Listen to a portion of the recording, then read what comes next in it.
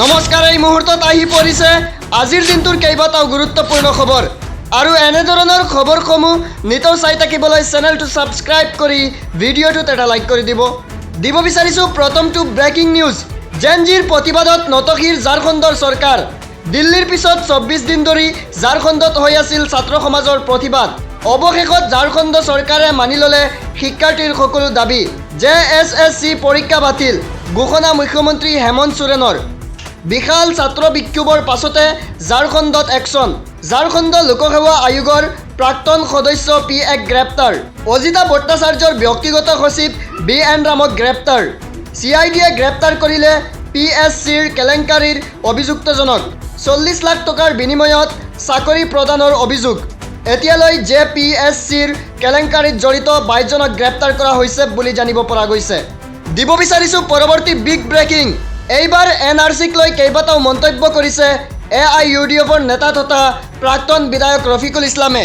ৰফিকুল ইছলামে কৈছে, NRCত নাম নহাসকলক ৰিজেকশ্যন স্লিপ দি নতুনকৈ আবেদনৰ সুবিধা দিয়ক। NRCত নাম থকা 3,11,00,000 লোকক প্ৰদান কৰক ৰাষ্ট্ৰীয় পৰিচয় পত্ৰ। 1,600 কোটি টকা খৰচ কৰিও ৰাজ্যত সম্পন্ন নহ'ল NRC। NRCক লৈ উচ্চতম ন্যায়ালয়ত আবেদন AIUDFৰ নেতা ৰফিকুল ইছলামৰ। এই মুহূৰ্তত জনাই গৈছোঁ দিনটোৰ পৰৱৰ্তী বিগ ব্ৰেকিং। এতিয়াৰে পৰা অসমত মাটি কিনিব নোৱাৰিব কোনো মিয়াই।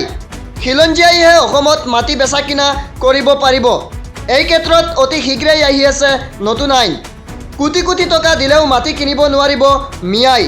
ৰাজ্যৰ 40টা ৰাজচক্ৰত কেৱল খিলঞ্জীয়া লোকে মাটি কিনা বেচা কৰিব পাৰিব।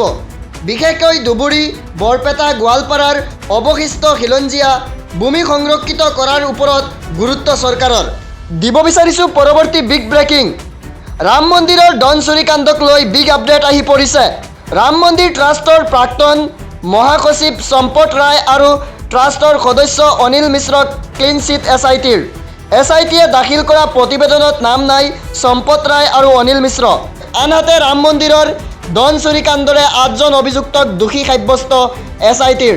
অবিনাশ শুক্লা, অনুকল্প মিশ্ৰা, লৱকুশ মিশ্ৰা, মনীষ কুমাৰ যাদৱ, কৰুণেশ পাণ্ডে, ৰামশংকৰ মিশ্ৰা, সুভাষ শ্ৰীবাস্তৱ আৰু ৰমাশংকৰ যাদৱক দোষী সাব্যস্ত কৰে। পৰৱৰ্তী খবৰ। বিপদত পৰিব নিৰ্বাচনত ক'লাধন ব্যৱহাৰ কৰা নেতাসকল। ধনৰ বিনিময়ত ভোট লোৱা ৰাজনৈতিক নেতাও পৰিব পাৰে বিপদত। নিৰ্বাচনত ক'লাধনৰ ব্যৱহাৰক লৈ তদন্তৰ নিৰ্দেশ উচ্চতম ন্যায়ালয়ৰ। এবছৰৰ ভিতৰত তদন্ত সম্পূৰ্ণ কৰিবলৈ নিৰ্দেশ দিছে উচ্চতম ন্যায়ালয়ে। উচ্চ ন্যায়ালয়সমূহত স্পেচিয়েল কোৰ্ট গঠন কৰি তদন্ত কৰাৰ নিৰ্দেশ SCৰ। ৰাজনৈতিক নেতাসকলৰ ক'লাধনক লৈ কঠোৰ হৈ পৰিছে উচ্চতম ন্যায়ালয়ে। ক'লাধনৰ ব্যৱহাৰে গণতন্ত্ৰক ভ্ৰষ্ট কৰি তোলে বুলি মন্তব্য উচ্চতম ন্যায়ালয়ৰ। ন্যায়াধীশ সঞ্জয় কুৰুল আৰু ন্যায়াধীশ কোটেশ্বৰ সিঙৰ বিচাৰপীঠৰ এই নিৰ্দেশ। 2025 চনৰ কৰ্ণাটক হাইকোৰ্টৰ এক গোচৰৰ শুনানিত এই নিৰ্দেশ উচ্চতম ন্যায়ালয়ৰ। এই সন্দৰ্ভত কেন্দ্ৰীয় চৰকাৰ, ৰাজ্য চৰকাৰ, কেন্দ্ৰীয় শাসিত অঞ্চলৰ পৰা উত্তৰ বিচাৰিছে আদালতে।